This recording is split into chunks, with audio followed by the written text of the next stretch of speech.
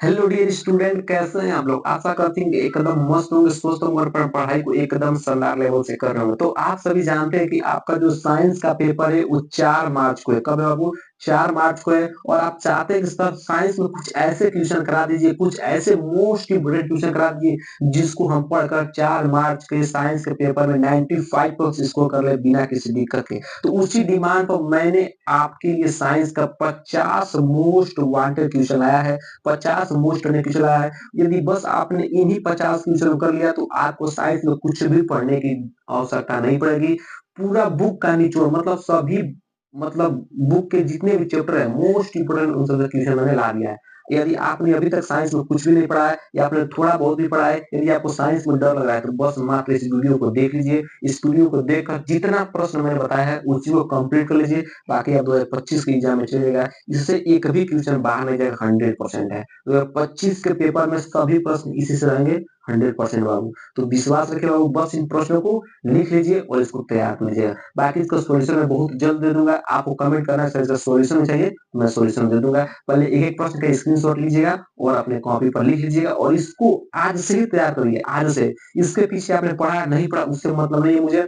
बस आपको यही 50 प्रश्न तैयार करके एग्जाम में जाना है, बाकी कुछ नहीं पढ़ना है। ठीक है, तो चलिए वीडियो को स्टार्ट करते हैं। वीडियो को स्टार्ट करने से पहले यदि आप हमारे चैनल पर नए आए तो चैनल को सब्सक्राइब कीजिएगा, वीडियो को लाइक और प्यारा सा कमेंट जरूर कीजिएगा बाबू। मैं सभी सब्जेक्ट का मोस्ट वांटेड क्वेश्चन करा रहा हूँ इस चैनल पर, तो आपको कुछ नहीं करना है, बस इस चैनल को सब्सक्राइब कर लेना है। ठीक है, तो चलिए सबसे पहला प्रश्न आपका है। सबसे पहला प्रश्न वेरी वेरी मोस्ट इंपोर्टेंट प्रश्न है कि संयोजन तथा वियोजन अभिक्रिया किसे कहते हैं। आपको संयोजन अभिक्रिया परिभाषा याद रखना है, वियोजन अभिक्रिया परिभाषा याद रखना है और इनके उदाहरण याद रखना है। ठीक है, बस आपका यहाँ से 4 नंबर पक्का हो जाएगा। 100% एग्जाम में प्रश्न पूछेगा और बहुत बार पूछा गया है कि संयोजन अभिक्रिया पर संक्षिप्त टिप्पणी लिखिए या वियोजन अभिक्रिया पर संक्षिप्त टिप्पणी लिखिए। ठीक है, वाला क्वेश्चन यहाँ से तैयार हो गया। इसके साथ आपको और एक तैयार रखना है, द्विविस्थापन अभिक्रिया और विस्थापन अभिक्रिया, ये भी दोनों याद रखना है। ठीक है, तो मैं और भी क्वेश्चन बताऊंगा जो आपको कॉपी पर लिख लेना है, इस पर मैंने नहीं लिखा है। ठीक है, तो मैंने क्या क्या बताया, संयोजन अभिक्रिया, वियोजन अभिक्रिया, विस्थापन अभिक्रिया, द्विविस्थापन अभिक्रिया, इन चारों अभिक्रिया को यदि तैयार कर लिया तो 4 नंबर आपका फिक्स हो गया 2025 में। ठीक है, दूसरा मोस्ट इंपोर्टेंट क्वेश्चन है ऊष्माक्षेपी अभिक्रिया और ऊष्माशोषी अभिक्रिया। वेरी वेरी मोस्ट इंपोर्टेंट दोनों क्वेश्चन है। ऊष्माक्षेपी और ऊष्माशोषी अभिक्रिया करना है, याद रखना है। ठीक है, दूसरा मोस्ट इंपोर्टेंट क्वेश्चन हो गया ऊष्माक्षेपी और ऊष्माशोषी। ठीक है, फिर आपको याद रखना है कि रासायनिक संयोजन को संतुलित करने की विधि, ये तो आपको सीख ही लेना है। मैंने बहुत क्वेश्चन कराया है रासायनिक संयोजन को संतुलित करना। ठीक है, तो आपको समीकरण को संतुलित करना सीख लेना है। यदि आपको 4 नंबर पक्का करना है तो आप जरूर से जरूर इसको सीख लीजिएगा, समीकरण को संतुलित करना है। ठीक है, इससे आपका प्रश्न आएगा 2025 में 100% है। लिख दिएगा रासायनिक संयोजन को संतुलित कीजिए, आपको आना चाहिए तभी हो पाएगा। ठीक है, तो आप इसको देख लीजिएगा, मैंने ऑलरेडी चैनल को करा दिया है। ठीक है, अब हम पढ़ते हैं चौथे प्रश्न। चौथा प्रश्न क्या, ध्यान से है। चौथा प्रश्न है अम्ल क्षार तथा लवण की परिभाषा तथा उदाहरण दीजिए। ये आपको चैप्टर 1 में बस इतना ही याद करना था, तैयार करना था। ठीक है, इतना तैयार कर लीजिएगा। ठीक है, अब चैप्टर 2 में क्या है, अम्ल क्षार तथा लवण की परिभाषा तथा उदाहरण दीजिए। Very very most important question 2025 के लिए चैप्टर 2 का। ठीक है, कि अम्ल का परिभाषा रहेगा, क्षार का परिभाषा रहेगा और लवण की परिभाषा रहेगा तथा इसके उदाहरण भी याद रखिएगा। इंपोर्टेंट क्वेश्चन है, 6 नंबर में पूछ सकता है। ठीक है, कि अम्ल क्षार तथा लवण की परिभाषा लिखिए तथा इनके उदाहरण भी लिखिए। 6 नंबर में प्रश्न पूछा जाएगा 2025 एग्जाम में। ठीक है, अगले प्रश्न पढ़ते हैं। अगला प्रश्न क्या है आपका, अगला प्रश्न है बेकिंग सोडा बनाने की विधि। वेरी वेरी मोस्ट इंपोर्टेंट प्रश्न है, वेरी वेरी मोस्ट इंपोर्टेंट प्रश्न है। मैं ऑलरेडी बोल रहा हूँ, बेकिंग सोडा बनाने की विधि क्या करना है, आपको लिखना है। ठीक है, आएगा तो लॉन्ग में आएगा ही आएगा। ठीक है, पांचवा प्रश्न हो गया। छठा प्रश्न क्या है, छठा प्रश्न धावन सोडा बनाने की विधि। चैप्टर 2 के दोनों question very very most important प्रश्न है कि बेकिंग सोडा बनाने की विधि, फिर धावन सोडा बनाने की विधि। ठीक है, ये सब आपको तैयार कर लेना है। 6 नंबर पूछ जाएंगे, कम से कम नंबर पूछ जाएंगे तो 4 नंबर पूछ जाएंगे। ठीक है, अगला प्रश्न प्लास्टर ऑफ पेरिस पूछ देगा। प्लास्टर ऑफ पेरिस बनाने की विधि लिखिए या प्लास्टर ऑफ पेरिस का उपयोग क्या है। ठीक है, ये सब आपको पता होना चाहिए। ठीक है, तो वेरी वेरी मोस्ट इंपोर्टेंट प्रश्न है चैप्टर 2 का। ठीक है, अगला प्रश्न पढ़ते हैं। अगला प्रश्न उदासीनीकरण के लिए वेरी वेरी मोस्ट इंपोर्टेंट प्रश्न है। मैं already very very most important आपको प्रश्न बोल दे रहा हूँ कि वेरी वेरी मोस्ट इंपोर्टेंट प्रश्न है ये 2025 एग्जाम के। 2024 के पेपर भर भर के क्वेश्चन पूछा गया था। उदासीनीकरण क्रिया किसे कहते हैं, इसके उदाहरण लिखिए। तो इसको आपको तैयार कर लेना, उदासीनीकरण क्रिया क्या होता है। ठीक है, अगले प्रश्न बढ़ते हैं। अगला प्रश्न है धातु और अधातु। चैप्टर 3 में हुआ है धातु और अधातु। तो धातु और अधातु का आपको परिभाषा पता होनी चाहिए। धातु और धातु का क्या पता होना चाहिए, परिभाषा पता होनी चाहिए। ठीक है, फिर इसके कुछ उदाहरण पता होना चाहिए। ठीक है, ये आपको तैयार कर लीजिएगा। नौवा प्रश्न है। 10वां प्रश्न क्या है कि विद्युत रसायन श्रेणी। विद्युत रसायन श्रेणी क्या होता है, very very very most important प्रश्न है। प्रश्न क्या पूछेगा सर, प्रश्न पूछेगा बाबू कि विद्युत रसायन श्रेणी किसे कहते हैं, इसके दो अनुप्रयोग लिखिए। ठीक है, किसका प्रश्न पूछेगा, विद्युत रसायन श्रेणी किसे कहते हैं या विद्युत रसायन श्रेणी को संक्षिप्त टिप्पणी लिखिए और इसके उदाहरण भी लिखिए। तो विद्युत रसायन श्रेणी वेरी वेरी मोस्ट इंपोर्टेंट आपका क्या है प्रश्न, तैयार जरूर से जरूर कर लेना इसको। ठीक है, यदि आप 4 नंबर पक्का करना चाहते हैं इस प्रश्न को जरूर से जरूर तैयार कर लीजिएगा। ठीक है, अगला प्रश्न पढ़ते हैं। अगला प्रश्न आपका आ गया चैप्टर नंबर 4 से। चैप्टर नंबर 4 है कि शायद चैप्टर नंबर 3 देख लीजिएगा। तो अगला प्रश्न है संतृप्त संतृप्त तथा असंतृप्त। वेरी वेरी मोस्ट इंपोर्टेंट ये प्रश्न है। संतृप्त संतृप्त तथा असंतृप्त। ठीक है, परिभाषा है संतृप्त हाइड्रोकार्बन तथा असंतृप्त हाइड्रोकार्बन किसे कहते हैं, उदाहरण नहीं समझाइए। ठीक है, तो आपको समझा देना। फिर अगला प्रश्न क्या है, सजातीय श्रेणी। वेरी वेरी मोस्ट इंपोर्टेंट प्रश्न, सजातीय श्रेणी किसे कहते हैं। ठीक है, इसको क्या रहेगा, सजातीय श्रेणी किसे कहते हैं। ठीक है, अगला प्रश्न क्या है, अगला प्रश्न है आईयूपीएससी नामकरण। वेरी वेरी मोस्ट इंपोर्टेंट प्रश्न है। मोस्ट इंपोर्टेंट से आपके एग्जाम में 4 नंबर का सवाल पूछा जाएगा। 4 नंबर का सवाल पूछा जाएगा कि आईपीएससी नामकरण देगा, आईपीएससी नामकरण कीजिए। ठीक है, और आएगा ही आएगा 2025 में आउट क्वेश्चन है आईपीएससी का। ठीक है, अगले प्रश्न बढ़ते हैं। अगला प्रश्न है साबुनीकरण अभिक्रिया क्या होता है। वेरी वेरी मोस्ट इंपोर्टेंट प्रश्न है, साबुनीकरण अभिक्रिया क्या होता है, इसको आपको तैयार करना है। ठीक है, फिर अगले प्रश्न बढ़ते हैं। अगला प्रश्न क्या, उसको ध्यान देगा। अगला प्रश्न एस्टिलीकरण क्रिया। वेरी वेरी मोस्ट इंपोर्टेंट प्रश्न ये है कि एस्टिलीकरण क्रिया क्या होती है। फिर अगला प्रश्न क्या देखना है, अगला प्रश्न देखना। अब हम लोग बायोलॉजी चलते हैं क्योंकि आपका चैप्टर 4 तक केमिस्ट्री खत्म हो गया और बायोलॉजी कौन मोस्ट इंपोर्टेंट क्वेश्चन मैं इसको बताता हूँ। ठीक है, बायोलॉजी कौन मोस्ट इंपोर्टेंट, ध्यान से देखिएगा। वाला है पाचन तंत्र। पाचन तंत्र का नामांकित चित्र बनना है और इसके बारे में लिखना है। लॉन्ग में आएगा 6 नंबर का। ठीक है, इंपोर्टेंट है प्रश्न है। अगला प्रश्न श्वसन तंत्र। श्वसन तंत्र भी आपको पता होना चाहिए, इसके बारे में पूरा डिटेल्स आपको पता होना चाहिए श्वसन तंत्र के बारे में। ठीक है, फिर हम लोग बढ़ते हैं अगले प्रश्न पर। अगला प्रश्न उत्सर्जन तंत्र। पाचन तंत्र, श्वसन तंत्र, उत्सर्जन तंत्र, ये सभी आपको तैयार कर लेना है। ठीक है, अगला प्रश्न क्या है, अगला प्रश्न लैंगिक जनन। ठीक है, क्या पता होना चाहिए, लैंगिक जनन के बारे में आपको पता होना चाहिए। ठीक है, ये आपके रहे बायोलॉजी क्वेश्चन और हम चलते हैं अगले क्वेश्चन पर बायोलॉजी के। ठीक है, अभी तक हमने टोटल 19 प्रश्न कर लेता है। अब हम चलते हैं 20वें प्रश्न पर जो बायोलॉजी से आप रहेंगे। अभी हम बताया 19 में लैंगिक जनन। अब आपको तैयार रखना है अलैंगिक जनन। ठीक है, लैंगिक और अलैंगिक दोनों याद रखना है, तैयार कर लेना है। ठीक है, अगला प्रश्न 21 नंबर क्या है कि परागण। परागण के बारे में आपको पता करना है। वेरी वेरी मोस्ट इंपोर्टेंट है परागण वाला।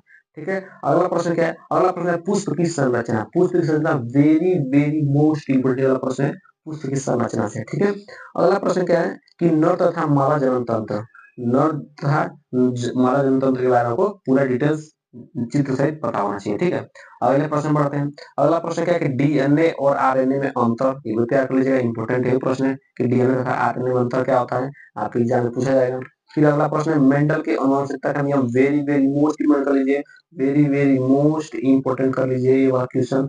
क्या, मेंडल के आनुवंशिकता का नियम क्या है। ठीक है, अगला प्रश्न है एक संकरण। एक संकर तथा द्विसंकर क्या होता है, इसके बारे में रहेगा परिभाषा, सब इसके बारे में रहेगा। एक संकर और द्विसंकर क्या होते हैं। ठीक है, अगला प्रश्न क्या है, अगला प्रश्न ध्यान समझिएगा। अगला प्रश्न लिंग निर्धारण की प्रक्रिया। वेरी वेरी मोस्ट इंपोर्टेंट प्रश्न है, लिंग निर्धारण की प्रक्रिया और 2025 के पेपर में 100% दिया आएगा। वेरी वेरी मोस्ट इंपोर्टेंट प्रश्न है वाला प्रश्न। ठीक है, और कितने में आएगा सर, एग्जाम कितने में आएगा, 6 नंबर में आएगा। ठीक है, लिंग निर्धारण की प्रक्रिया। अगला प्रश्न है कि मानव मस्तिष्क। वेरी वेरी मोस्ट इंपोर्टेंट प्रश्न कर लीजिए, वेरी वेरी मोस्ट इंपोर्टेंट इसको कर लीजिए, मानव मस्तिष्क का सचित्र वर्णन करने का आएगा और लॉन्ग में आएगा। ठीक है, अगला प्रश्न तंत्रिका तंत्र। ठीक है, तंत्रिका तंत्र के बारे में टोटल पता होना चाहिए, इसका डायग्राम आपको आना चाहिए। फिर अगला प्रश्न है प्रकाश का परावर्तन। यहाँ तक क्या होगा, यहाँ तक आपके बायोलॉजी के प्रश्न थे। अब हम चलते हैं किसके प्रश्न पर, अब किसके प्रश्न चलेगा, आप लोग फिजिक्स के प्रश्न चलेंगे, तब आपको पूरा बुक क्या हो जाएगा, साइंस का खत्म हो जाएगा। ठीक है, 30 नंबर प्रश्न है कि प्रकाश का परावर्तन। वेरी वेरी मोस्ट इम्पोर्टेंट प्रश्न है, प्रकाश के परिवर्तन से आप क्या समझते हैं, इसके नियमों को समझाइए। ठीक है, लॉन्ग में आएगा 4 नंबर में। ठीक है, अगला प्रश्न है अवतल दर्पण तथा उत्तल दर्पण से प्रतिबिंब का बनना। अगला प्रश्न क्या करना है आपको कि अवतल दर्पण तथा उत्तल दर्पण प्रतिबिंब का बनना, ये सब का आपको तैयार रखना है, ठीक है। मोस्ट इम्पोर्टेंट प्रश्न है अवतल दर्पण से प्रतिबिंब का बनना, ठीक है। अगला प्रश्न है कि प्रकाश का अपवर्तन, वेरी वेरी मोस्ट इम्पोर्टेंट प्रश्न है। प्रकाश के अपवर्तन से आप क्या समझते हैं, इसके दो नियमों को लिखिए, इसके नियमों को समझाइए, ठीक है। 32वां प्रश्न हो गया। अगला प्रश्न क्या है कि लेंस से प्रतिबिंब का निर्माण, वेरी वेरी मोस्ट इम्पोर्टेंट प्रश्न है कि लेंस से प्रतिबिंब का निर्माण कैसे होता है, इसके बारे में आपको बताना है। अगला प्रश्न क्या है कि लेंस की क्षमता से आप क्या समझते हैं, ये भी एग्जाम में आएगा, 2 नंबर में आएगा, ठीक है। अगला प्रश्न क्या है कि निकट दृष्टि दोष, वेरी वेरी मोस्ट इम्पोर्टेंट कर लीजिए, वेरी वेरी मोस्ट इम्पोर्टेंट इस प्रश्न को लीजिए, ठीक है। वेरी वेरी मोस्ट इम्पोर्टेंट है, निकट दृष्टि दोष किसे कहते हैं, इसके निवारण के लिए किस लेंस का उपयोग करते हैं, प्रश्न आएगा 4 नंबर में 100% है। निकट दृष्टि दोष, फिर अगला रखना दूर दृष्टि दोष। यदि आपने बस इन दोनों प्रश्नों को तैयार कर लिया तो यहाँ सब 4 नंबर अभी के अभी लिख लीजिएगा, ठीक है। एग्जाम में आएगा या तो निकट दृष्टि दोष आएगा या दूर दृष्टि दोष आएगा। कि दूर दृष्टि दोष किसे कहते हैं, इसके निवारण के लिए किस लेंस का उपयोग करते हैं, जरूर तैयार कर लीजिए। एक प्रश्न का स्क्रीनशॉट ले लीजिए, ठीक है। सॉल्यूशन करेंगे तो मैं करा लूंगा, ठीक है। अगला प्रश्न क्या है, मानव नेत्र। अगला प्रश्न क्या है, मानव नेत्र के बारे में, मानव नेत्र का सचित्र वर्णन कीजिए, लॉन्ग में आएगा, बहुत बार पूछा भी गया 2024 के पेपर में, ठीक है। 37वां प्रश्न, 38वां प्रश्न है ओम का नियम। ओम का नियम का सत्यापन कीजिए या ओम के नियम को परिभाषित कीजिए। आपके एग्जाम में प्रश्न आएगा कि ओम के नियम लिखिए या ओम का नियम क्या है, ठीक है, इसका सत्यापन कीजिए, ठीक है। तो इस तरह से कितना प्रश्न कर लिया टोटल, अभी तक हमने 38 प्रश्न कर लिया। कितना प्रश्न कर लिया, 38वां प्रश्न, और हम चलते कितने प्रश्न करेंगे टोटल, और 12 प्रश्न को देख लेते हैं। 38 हो गया था। 39वां प्रश्न है, 39वां प्रश्न है कि विद्युत धारा, क्या, विद्युत धारा को परिभाषित कीजिए। इम्पोर्टेंट प्रश्न एग्जाम में आ सकता है, ठीक है। अगला प्रश्न है विद्युत प्रतिरोध, प्रतिरोध का परिभाषा लिखना है, ये भी तैयार कर लेना है। श्रेणी क्रम संयोजन, श्रेणी क्रम संयोजन से आपके एग्जाम में सवाल जरूर आएंगे, न्यूमेरिकल आएंगे। श्रेणी क्रम संयोजन हो गया चाहे समांतर क्रम संयोजन है, इन दोनों का आपको तैयार करना है, श्रेणी क्रम संयोजन और समांतर क्रम संयोजन, ठीक है। इन दोनों टॉपिक आपको तैयार कर लेना है, ठीक है। अगला प्रश्न इसमें क्या है, अगला प्रश्न है कि चुंबकीय बल रेखाएं, चुंबकीय बल रेखा गुण लिखिए या चुंबकीय बल रेखाओं का सचित्र वर्णन कीजिए, ठीक है। ये भी आ जाएगा कि चुंबकीय बल रेखाओं का क्या कीजिए, सचित्र वर्णन कीजिए, इनका चित्र बनाना पड़ेगा, ठीक है। ये भी हो गया प्रश्न। अगला प्रश्न है कि बायो सेवर्ट का नियम, वेरी वेरी मोस्ट इंपोर्टेंट प्रश्न, बायो सेवर्ट का नियम। फिर अगला फ्लेमिंग के दाएं हाथ तथा बाएं हाथ का नियम, 2 इंपोर्टेंट नियम है। पहला क्या है, फ्लेमिंग के दाएं हाथ का नियम और फ्लेमिंग के बाएं हाथ का नियम, ये वेरी वेरी मोस्ट इंपोर्टेंट प्रश्न है, इसको तैयार करना है, ठीक है। अगला प्रश्न मैक्सवेल के दक्षिणावर्ती पेज का नियम, मोस्ट इंपोर्टेंट प्रश्न है, मैक्सवेल के दक्षिणावर्ती पेज का नियम, ठीक है। अगला प्रश्न क्या है कि विद्युत धारा के चुंबकीय प्रभाव, विद्युत धारा के चुंबकीय प्रभाव, इसको आपको तैयार करना है।